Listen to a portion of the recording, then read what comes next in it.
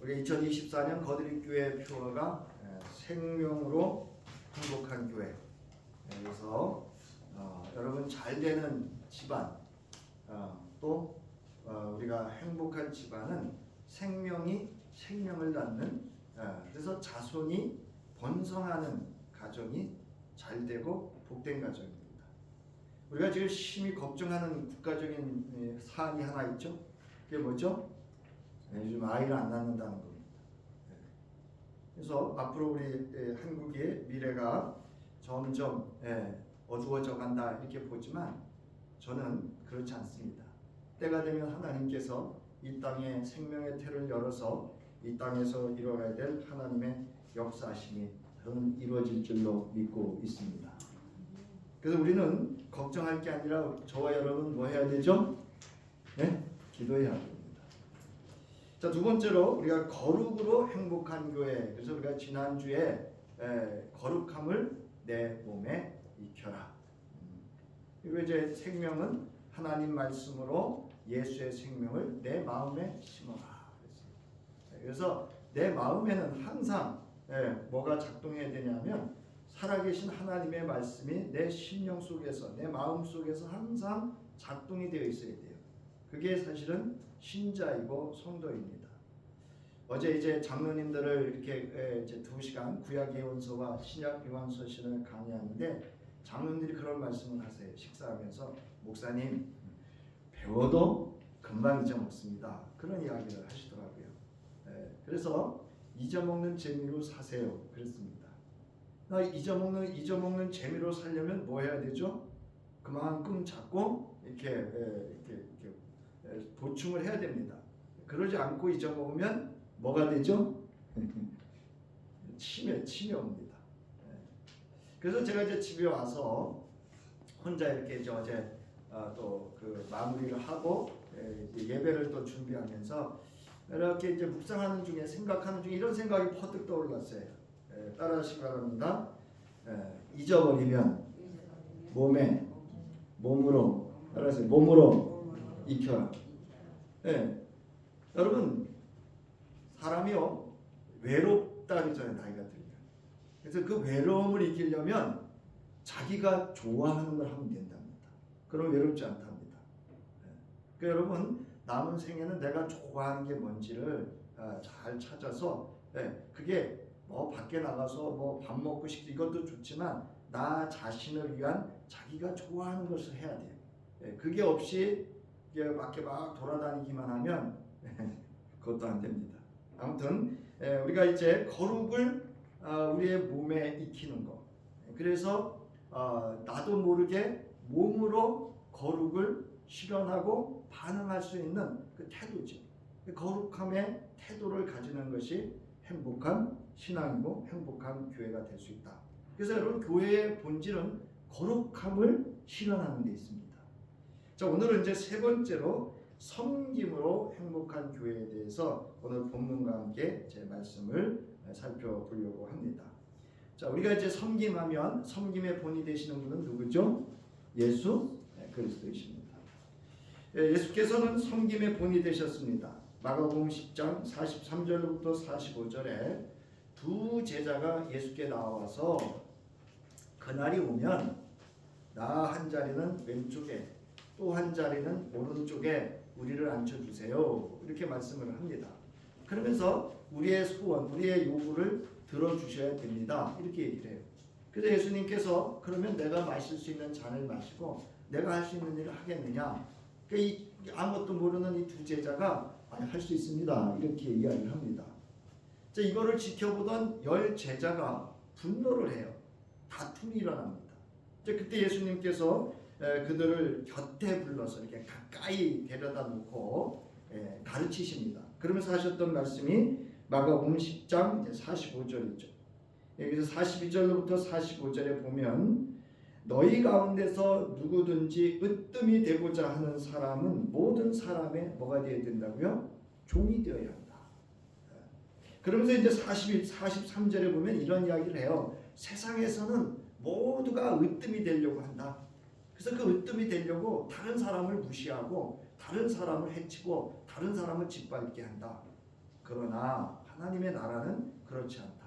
즉 나를 따르는 자는 그러하지 않다라고 하시면서 45절에 인자는 섬김을 받으러 온 것이 아니라 섬기러 왔으며 많은 사람을 구원하기 위하여 치를 몸값으로 자기 목숨을 내주러 왔다라는 겁니다. 자, 우리가 이제 이 본문을 가지고 섬겨야 된다 이렇게 설교 제목을 잡아놓고 첫 번째는 뭐, 두 번째는 뭐, 세 번째는 뭐 이렇게 가르쳤어요. 근데 사실은 성서는요 그 가운데 말씀이 다 있습니다.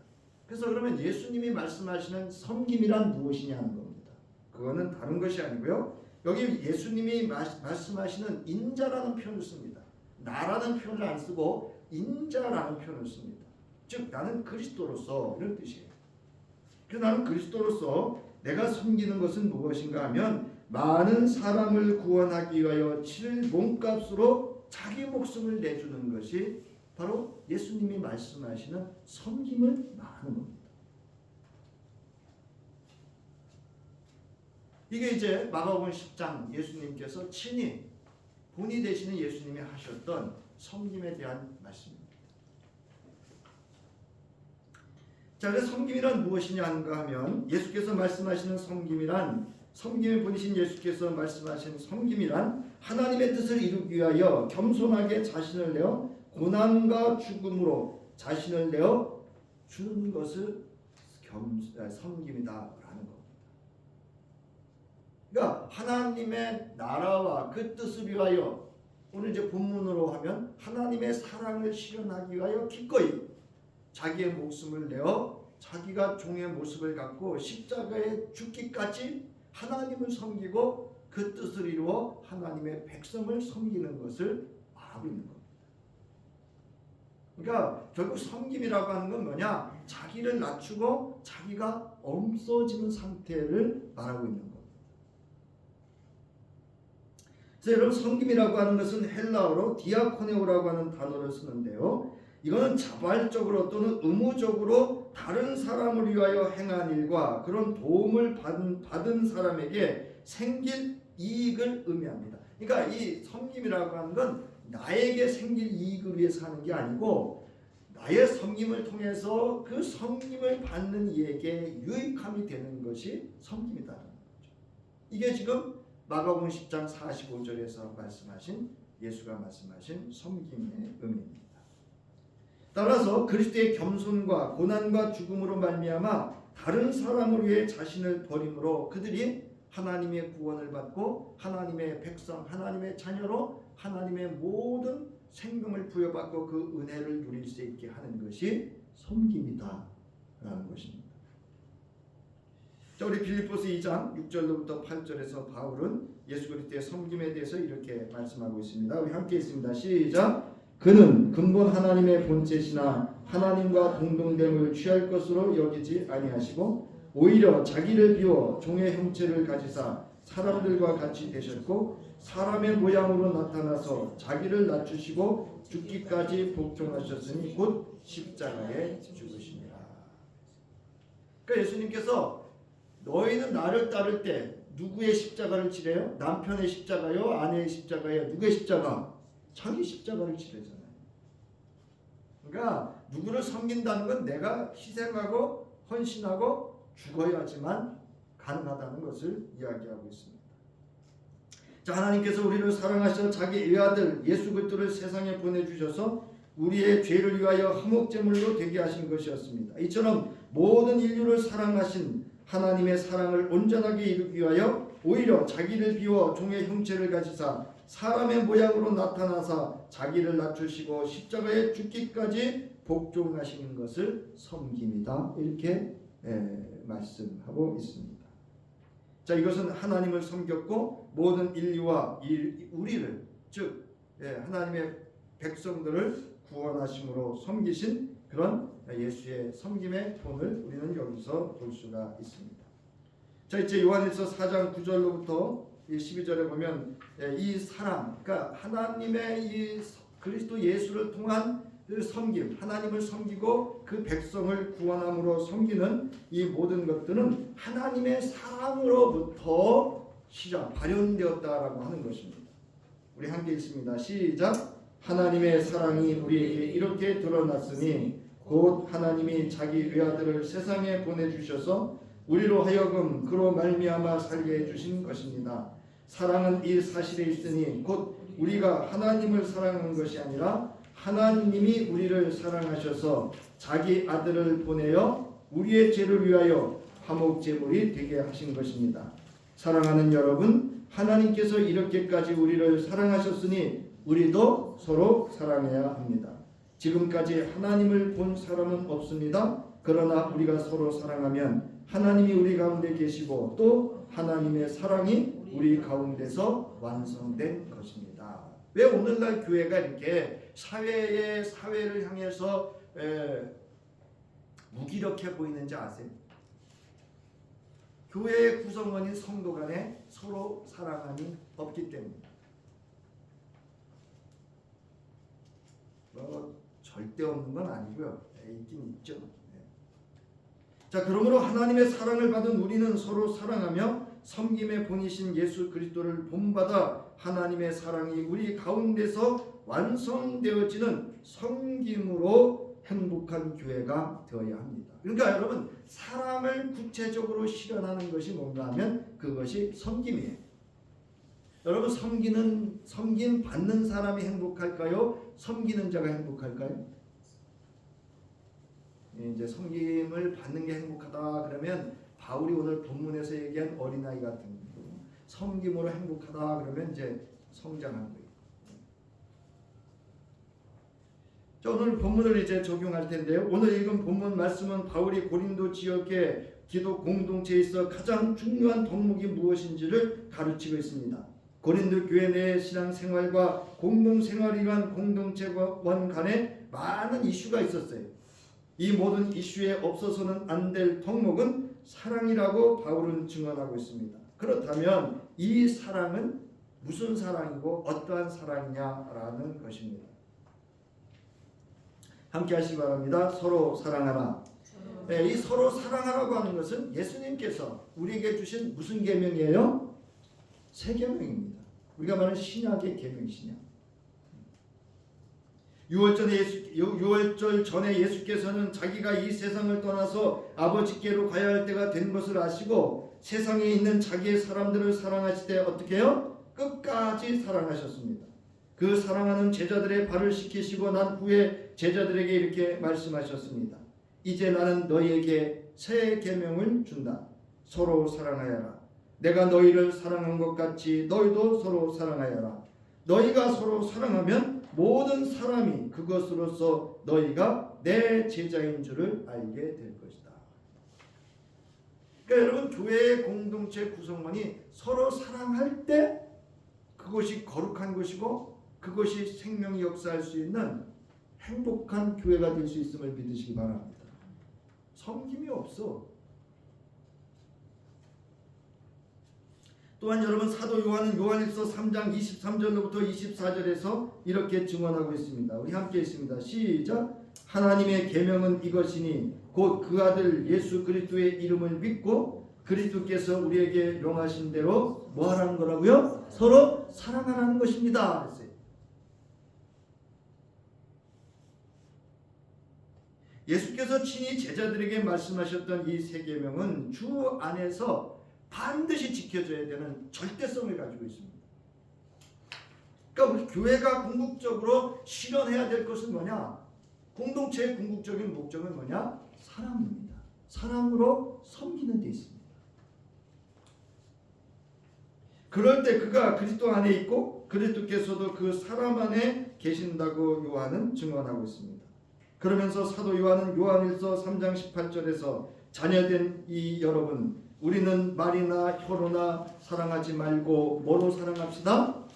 행동과 진실함으로 사랑합시다 라고 권면하고 있습니다. 여러분, 권면이라는 것은 이 당시에 그냥 해도 그만 안 해도 그만 아닙니다. 반드시 지켜 행하라고 하는 말을 권면한다 이렇게 말합니다. 여기서 여러분, 사랑하다라는 것은 아가파오입니다. 아가페. 네. 예수님이 십자가에 죽으신 그 사랑으로부터 행위로 이루어지는 것을 의미합니다. 그래서 이 사랑은 생생한 활동이며 존재의 방식이며 이 세상에서 하나님의 현실화를 뜻합니다. 그러니까 우리가 교회 공동체에서 하나님을 실현해내는 것은 서로 사랑함으로 섬기는 데 있습니다. 여기서 행함이라고 하는 것은 해도 그만 안 해도 그만이 아니에요. 임무입니다. 임무. 그 다음에 여기 진실함이라고 하는 것은 진리입니다. 즉 실제적 행위를 뜻합니다. 제가 어제 장로님들한테 물어봤어요. 진리가 뭡니까? 생각을 안 해보셨지 그동안. 다들 눈만 뻑뻑뻑뻑뻑 계시더라고요. 그래서 제가 설명해 드렸어요. 진리란 하나님이 진리이고 예수 그리스도가 진리이고 성령이 진리다 이렇게 말씀을 하고 있어요.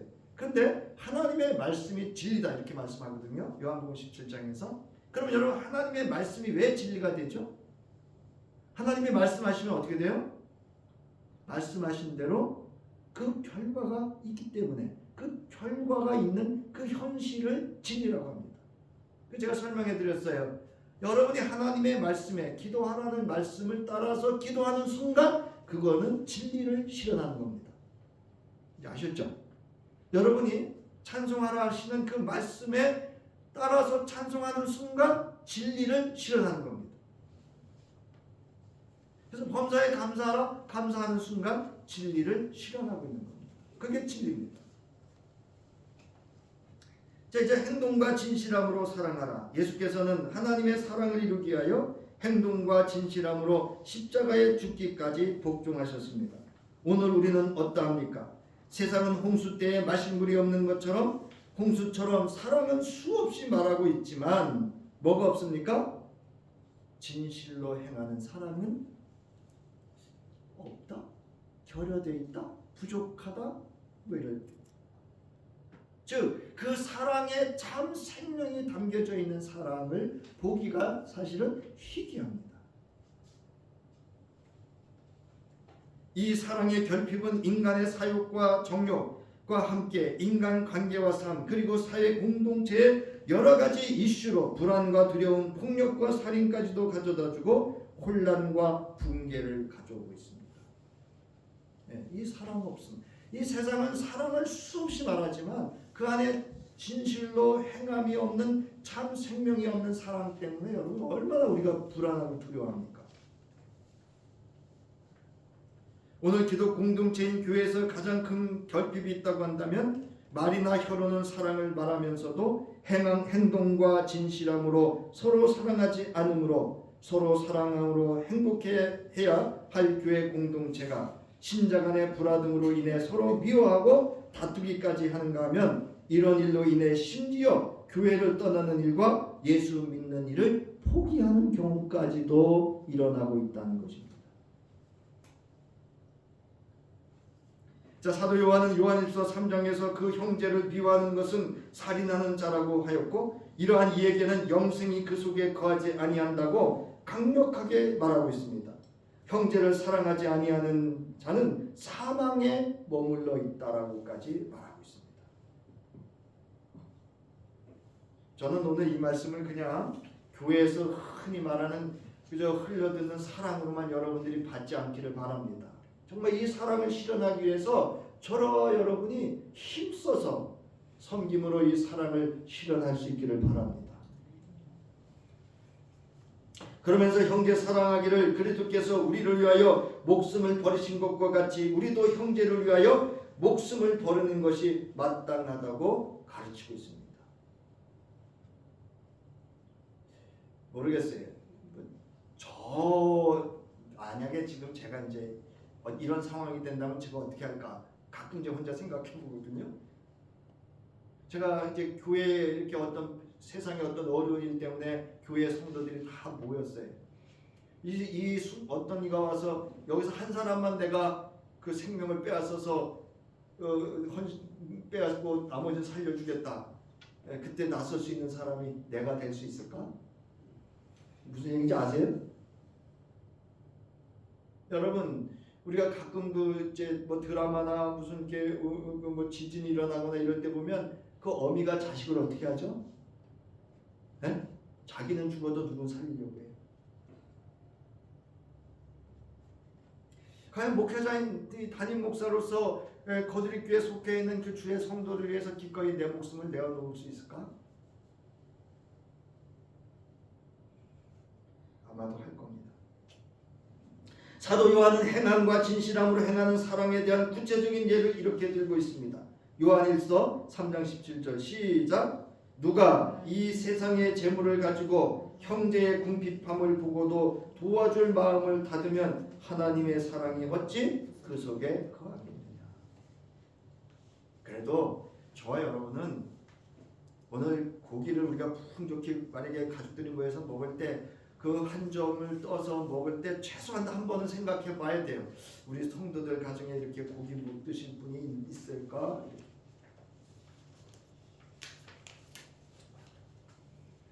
그러면서 요한일서 3장에 가는데 야고보서 2장 14절로부터 17절에 나의 형제 자매 여러분, 누가 믿음이 있다고 말하면서도 행함이 없으면 무슨 소용이 있겠습니까? 그런 믿음이 그를 구원할 수 있겠습니까?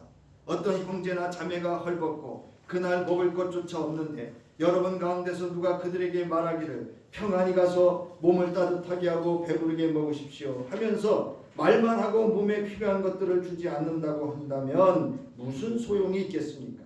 이와 같이 믿음의 행함이 따르지 않으면 그 자체만으로는 죽은 것입니다. 물론 우리가 베풀고 섬김에도 지혜와 그런 게 필요해요. 절제가 필요합니다. 자, 하나님의 계명이며 예수 그리스도께서 주신 새 계명은 섬김으로 서로 사랑하라는 것을 말과 혀로만이 아닌 행동과 진실함으로 서로 사랑하기 위해서는 어떻게 할 것인가를 오늘 본문에서 바울은 구체적으로 들고 있습니다. 섬김으로 사랑하기 위한 구체적인 덕목이 여기 나와 있습니다. 사랑은 여러분 구체적으로 섬김으로 실현되어야 합니다. 어떻게 신자의 관계와 삶에서 사랑을 구체적으로 행함으로 섬길 수 있는지에 대한 덕목을 오늘 본문에서 바울은 다음과 같이 제시하고 있습니다. 우리 함께 읽겠습니다. 4절부터 7절까지 시작. 사랑은 오래 참고 친절합니다. 사랑은 시기하지 않으며 뽐내지 않으며 교만하지 않습니다. 사랑은 무례하지 않으며 자기의 이익을 구하지 않으며 성을 내지 않으며 원한을 품지 않습니다. 사랑은 불의를 기뻐하지 않으며 진리와 함께 기뻐합니다. 사랑은 모든 것을 덮어주며 모든 것을 믿으며 모든 것을 바라며 모든 것을 견딥니다. 자, 여러분 항상 이것은 복음의 진리 위에 굳건히 사랑을 실현하기 위한 섬김으로 실현하기 위한 덕목을 바울은 여기는 지금 14가지로 제시하고 있습니다. 자, 이걸 이제 빨리 살펴볼 텐데 첫 번째, 오래 참는다라는 겁니다. 오래 참는다라는 것은 사람에 대해서 기다려준다 이런 뜻이에요. 자, 그래서 이거는 길게 인내하는 마음을 의미합니다. 누가 그래요? 남궁 목사는 교인이 나가면 어떤 마음이야? 어떤 마음일까요? 잘 나갔네. 아닙니다. 늘 기도 속에 그분을 품고 돌아오기를 기다리는 줄 여러분 믿으시기 바랍니다. 그게 사랑 아닌가요? 그 다음에 여러분 온유하고 친절합니다. 여기 이제 우리는 여기는 온유하다 이렇게 했는데 이제 세 번역엔 친절하다로 번역했는데요. 자, 어제 이제 어떤 장로님이 저한테 물었어요. 자기 교회에서 어떻게 이렇게 봉사하고 이렇게 해야 될지를 지금 자기는 생각 중에 있다. 그래서 장로님 친절하시면 됩니다. 그랬어요. 제가 장로님 그냥 친절하시면 됩니다. 성도들이 오던 뭐 이렇게 하던 항상 친절하시면 됩니다. 그랬더니 이분이 생각도 안 했던 얘기를 제가 하니까 좀 당황스러웠나 봅니다. 여러분 여기 온유와 친절하다는 것을 보여주는 것으로서 이는 진정한 온유함은 단지 부드러움만이 아니라 그 친절하고 부드러운 행위가 상대방에게 가치 있고 매우 유용하다는 거예요. 여러분 남편분들은 잘 새겨 들으셔야 돼요. 아내분들이 원하는 게 뭐죠? 친절한 거. 맞죠? 그죠? 남편이 친절하길 바라잖아요. 그죠? 그 남편들이 아내한테 친절하기만 해도요, 아내들은 아주 행복해합니다. 아주 짜도 빼야 되는. 자, 그래서 이 첫 번째, 두 번째는요. 오래 참음과 온유함은 하나님의 성품으로서 하나님께서 인간을 향한 하나님의 은혜로운 성품을 의미합니다. 그래서 바울은 예수님의 마음을 품어라 이렇게 얘기할 때 그 마음을 품으라는 게 바로 오래 참음과 온유를 말합니다. 하나님이 얼마나 친절하셔요. 그 다음에 시기하지 않는다, 투기하지 않는다 이렇게 합니다. 이거는 상대와의 경쟁적인 마음으로 자신의 부족함과 풍족함을 잘못 표현할 때 발생하는 것으로 이는 사랑에 있어서 걸림돌이 된다는 것을 말해주고 있습니다. 이건 뭐냐? 예수가 내 안에서 나보다 나은 자가 있는 것을 존중하고 자신을 낮추는 것을 먼저 하는 것을 의미하는데요. 여러분, 시기는 모든 분란과 혼란과 어지러움과 심지어는 성령을 회방하고 모독하는데 시발점은 이 시기로부터 시작되는 경우가 대부분입니다. 그 다음에 뽐내지 않습니다. 이건 자랑하지 않는 거예요. 내가 가지고 있는 것을 상대방이 가지지 못한 것에 대하여 내가 이룬 것을 이루지 못한 자에 대해서 우쭐거리는 마음이에요. 그러니까 여러분, 교회에서는 내가 좀 이렇게 했다고 우쭐거릴 거 없습니다. 그 다음에 교만하지 않습니다. 이거 뭐냐면 부풀리지 않는다는 뜻으로서 원래는 가지고 있지도 않으면서 괜히 다른 사람들 앞에서 자신을 더 크게 보이고 싶어하여 마치 가지고 있는 것처럼 무턱대고 과장하는 거예요. 이건 무슨 거냐면 거짓말입니다. 여러분, 교만한 자의 특징이 뭔지 아세요? 거짓말합니다. 근데 또 한 가지 특징은 뭔지 아세요? 교만한 자가 거짓말하는데 거짓말하고 있는 걸 모릅니다. 그리고 교만한 자의 특징이 하나 있는데 그거는 수치와 부끄러움을 모릅니다. 그 다음에 5절입니다. 무례하지 않습니다. 부적당한 태도로 버릇없이 행동하다, 비난받을 태도로 행동하지 않는다라는 의미로서 이는 다른 사람에 대해 배려 없이 자기 자랑과 교만에서 나오는 예의 없는 행동입니다. 여러분, 교회는 예의가 있어요. 그래서 지금 바울이 디모데에게 권면하잖아요. 교회 안에 나이 많은 분은 부모님을 대하듯이, 젊은이는 누이를 대하듯이, 어린이는 자녀를 대하듯이. 이거는 목회자만이 아닙니다. 성도 각각이 다 지켜야 되는 예의입니다. 그래서 여러분, 회의할 때도 예의가 있고요. 다 예의가 있어요. 그거를 갖추어야 됩니다. 그 다음에 자기 이익을 구하지 않습니다. 자기 유익은 사랑과 정반대되는 이기주의로서 이타주의를 말합니다. 다른 사람을 먼저 생각하고 배려할 줄 아는 것을 의미합니다. 그 다음에 성을 내지 않습니다. 여기 성내다라는 이 단어가 헬라어로 파록시노인데요. 날카롭게 하다, 식초를 사람 옆에 두다. 이거 제가 준비하면서 참 의미가 재밌다. 성내지 않는다는 말은 자극되는 언어나 행동에 있어서도 쉽게 각을 세워 반응하거나 분노하지 않는 것을 의미합니다. 그 다음에 원한을 품지 않는다. 이거는 악한 것을 생각하지 아니하는 것으로서 이건 뭐냐면 인간의 마음속에 본래부터 속해 있는 악이나 나쁜 생각을 말하는 것이 아니라 상대에 대한 적대심과 복고심을 가지고 고통을 주려는 의도에서 악한 생각을 품고 있는 것을 말합니다. 적개심 또는 보복을 하려고 하는 마음으로 가지고 있는 것을 의미합니다. 두고 보자면 나 장로 피택할 때 반대표 찍었지, 뭐 이런 거예요. 6절입니다. 불의를 기뻐하지 않으며 진리와 함께합니다. 이건 이제 불의와 진리를 이렇게 대조합니다. 그래서 여기서 말하는 진리는 복음의 진리예요. 그러니까 예수와 또는 사도들을 통해서 전해진 가르침을 실현하는 그 복음을 의미합니다. 그래서 이거는 구원을 가져다주는 실체로서 사랑은 불의를 기뻐할 정도로 무분별한 것은 아니며 진리를 깨닫지 못할 정도로 어리석지 않습니다. 그래서 이거를 왜 이야기하고 있었냐면 사실 고린도 교회는 이 당시에 불의에 대해서 전혀 책망하고 있지 않았어요. 하나님 앞에 해서는 의롭지 않은 불의를 행하고 있었어요. 뭐냐면 교회 안에 성적 문란이 있었어요. 이거를 묵인하고 있었던 거예요. 심지어는 이 인간이 나가서 나는 이렇게 산다 떠벌리고 다니고 있었어요. 이거를 그냥 교회가 묵인하고 있었습니다.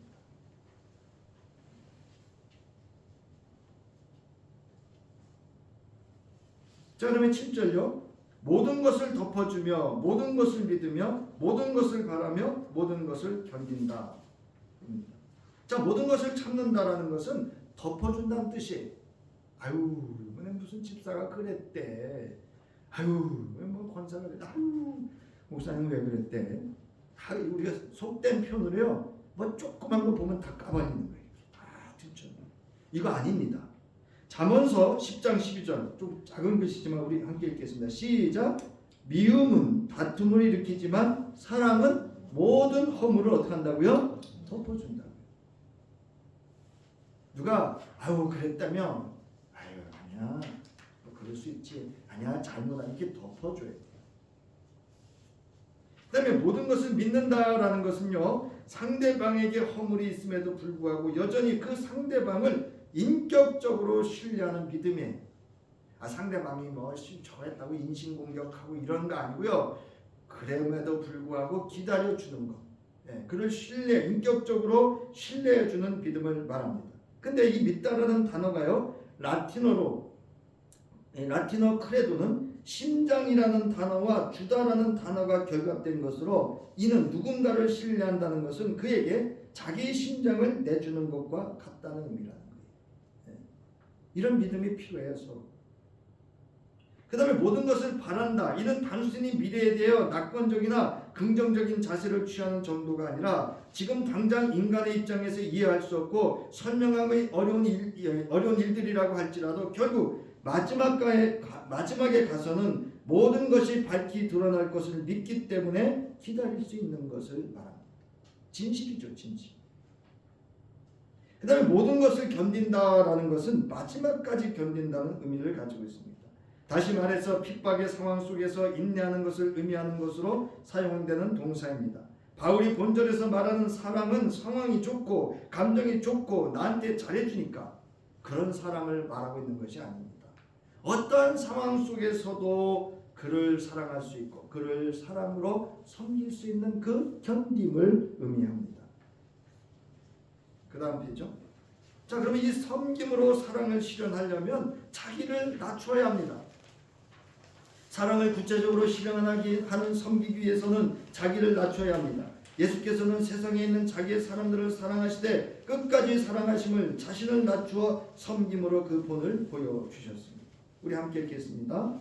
요한복음 13장 4절부터 5절 시작. 예수께서는 아버지께서 모든 것을 자기 손에 맡기신 것을 돌아간다는 것을 아시고 잡수시던 자리에서 일어나사 겉옷을 벗고 수건을 가져다가 허리에 두르셨다. 그리고 대야에 물을 담아다가 제자들의 발을 씻기시고 그 두른 수건으로 닦아주셨다. 여러분 여기 제자들 시킨 거 있어요, 없어요? 예? 제자들 시킨 거 하나 없습니다. 친히 본인이 겉옷을 벗고 수건을 두르시고 대야에 물을 떠다가 제자들의 발을 씻기셨습니다. 이런 낮춤이 없이는 서로 사랑함을 섬김으로 실현해낼 수 없습니다. 나가는 말입니다. 사랑하는 성도 여러분, 내가 수년을 예수 그리스도를 믿고 따르노라 하면서도 행복하지 않은 것, 내 안에 구체적으로 실현되어지 않은 뭐가 없기 때문에요? 사랑이 없기 때문이에요. 교회 가도 행복하지 않아. 아유, 예배 왜 빨리 안 끝나? 나 집에 지금 빨리 가야 되는데. 여러분, 사랑이 없어요. 고린도전서 13장 1절부터 3절 함께 했습니다. 시작. 내가 사람의 모든 말과 천사의 말을 할 수 있을지라도 내게 사랑이 없으면 울리는 징이나 요란한 꽹과리가 될 뿐입니다.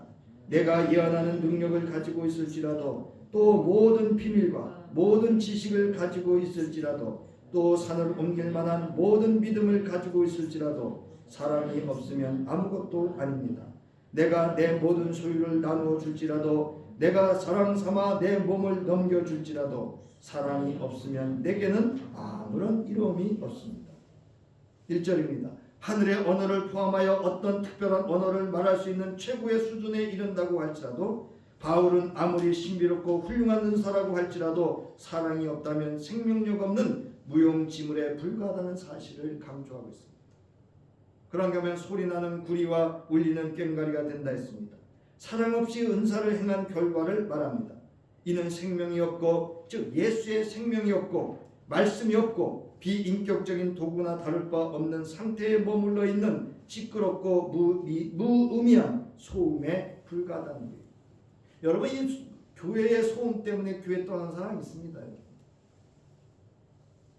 2절입니다. 이는 인간으로서 도저히 알기 어려운 하나님의 놀라우신 섭리와 비밀들을 알고 있다고 하더라도 사랑이 없다면 아무것도 아니라는 것을 강조하는 표현입니다.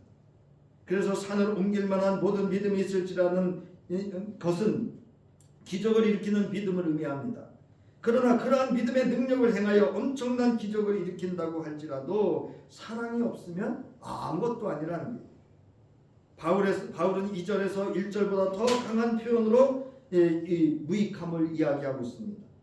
즉 심지어는 예수와 아무런 상관이 없음을 암묵적으로 이렇게 표현을 하고 있는 표현이기도 합니다. 3절입니다. 내게 있는 모든 것으로 구제하고 또 내 몸을 불사르게 내어줄지라도는 자신의 재산으로 다른 사람을 돕는 것을 뜻합니다. 불사르게는 직접 자신의 몸을 불사르기까지 희생한다는 그런 의미로서, 그러나 여기에 사랑이 없으면 의미 없는 거칠에 불과할 뿐이라는 것을 말하고 있습니다. 내게 아무 유익이 없습니다. 이는 다른 사람을 위해서 열심히 봉사하고 자신의 몸을 희생한다고 할지라도 그것이 진정한 사랑에 의한 것이 아니라면 결국 사람들에게 보이기 위한 연극이요 자기 과시에 불과하다는 거예요. 이런 사람들이 하는 말이 있어요. 내가 그때 어떻게 했는데, 내가 뭐 해줬는데.